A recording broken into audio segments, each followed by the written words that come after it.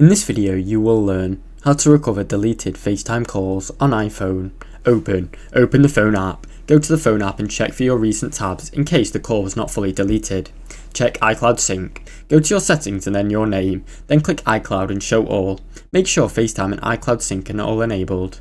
Check other Apple devices. If you use the same Apple ID on your iPad or Mac, then the call log may still be visible there, so just check there. Restore from iCloud backup. Go to settings in general, untransfer and reset iPhone, then erase all content and settings. Then restore from your iCloud backup, created for calls if they were deleted.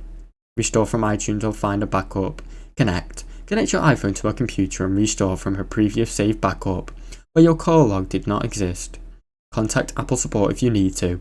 If no backups include your FaceTime history, reach out to Apple support for possible data recovery options. Now you know how to recover deleted FaceTime calls on your iPhone. Thanks for watching. Don't forget to like and subscribe.